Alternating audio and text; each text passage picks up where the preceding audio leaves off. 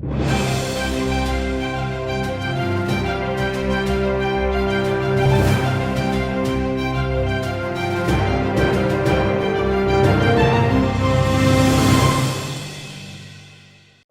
finally made it out to my first video game convention. This last weekend, I went up to the Midwest Gaming Classic near Milwaukee, Wisconsin. I traveled out there with a couple of other local collectors, Jason and Matt. We carpooled up there. And, well, when we got there, I kind of had to split from them. See, I was planning on buying my ticket early, but I kind of skipped out on it and forgot to. And then when I got there, they got to go in line and get into the sellers area early while I was stuck in line all the way till 10 o'clock. When I finally got into the dealer room, I was overwhelmed. I had no idea what I wanted to buy. I had no idea what I wanted to purchase, what I wanted to do. I have never seen so many video games in my life, having never been to a convention before. So much stuff. So I started easy. I started buying things that weren't video game related. Like, one of the first things I got was this Z-Bot toy because I love Z-Bots. And some books. I got this Transformers book by art by Earl Norem, which is terrific. The Star Wars annotated screenplays and a Transformers comic. After that, I started digging through cheap bins. Mostly getting these for less than $1, like Vegas Stakes for the Super Nintendo, Jammin' for the Super Nintendo, Super Bases Loaded for the Super Nintendo, Emmitt Smith Football for the Super Nintendo, Wheel of Fortune for the Super Nintendo, and Super Caesar's Palace for the Super Nintendo. Digging through the bins was a way to make it so I could keep buying games but not have to spend a whole lot of money at that time, considering I wasn't sure what I was going after. That was all before lunch. Eventually we met up with Gregg and Mike from Arcade Impossible, went to the arcade room. That was a little less of an overwhelming feeling than the dealer room was, because I've been to a couple arcades like Galloping Ghosts and seen all the games.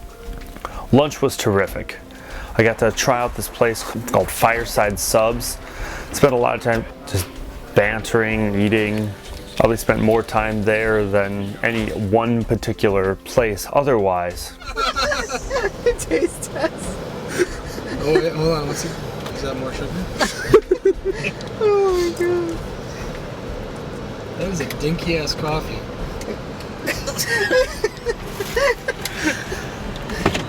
No, you go back in there and you get yourself a big boy coffee.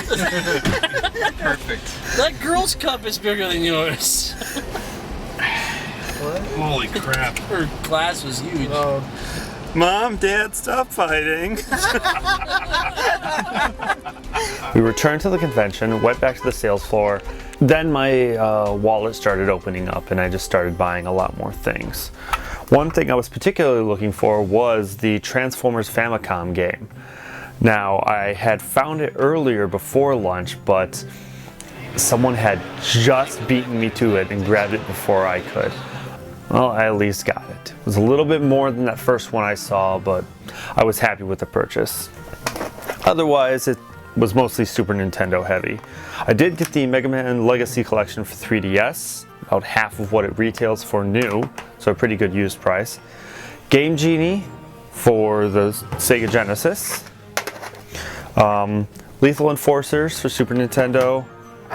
Soldiers of Fortune for Super Nintendo. Turn and Burn No Fly Zone for Super Nintendo.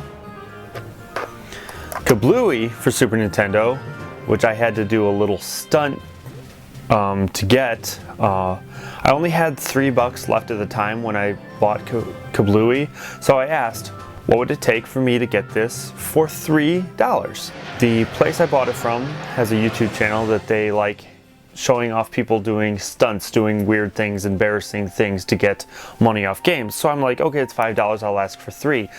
No, either they misheard me or they purposely misheard me. They thought I said free. So I had to take a bite of a pickled yellow tomato and pretty much fight off throwing up, but I did get a $5 Super Nintendo game for free, yay! Most of my money went toward a Super Nintendo reproduction cartridge of BS Zelda. Now these were Japanese-only games that were broadcast via satellite.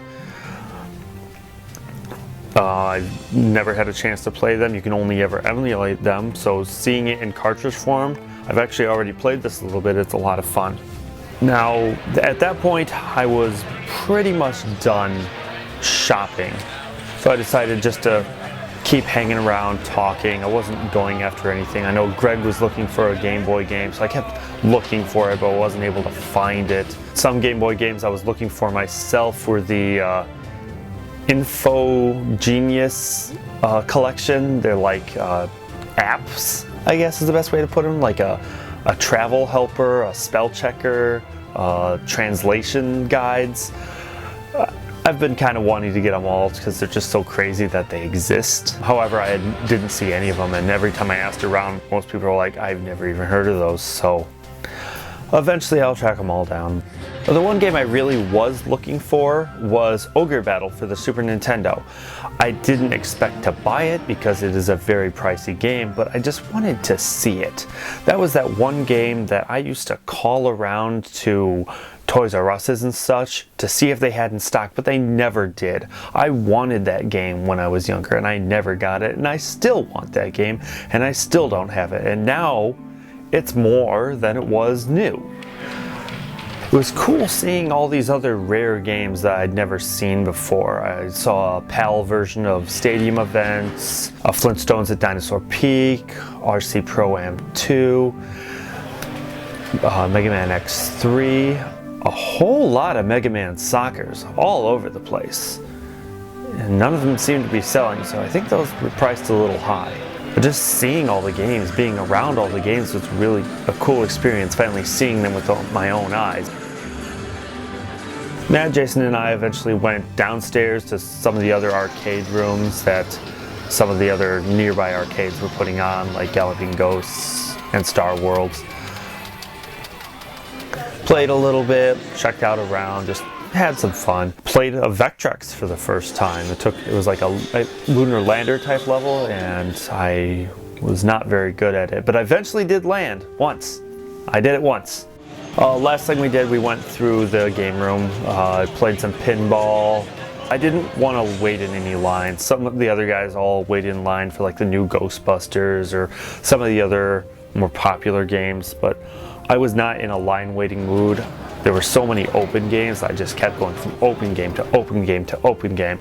Spent a lot of time playing Joust, but overall I had a great time. We went to dinner again and then just talked video games the whole drive home. It was a great day. I'm glad I finally got to go to a video game convention. I really hope I can go to more in the future.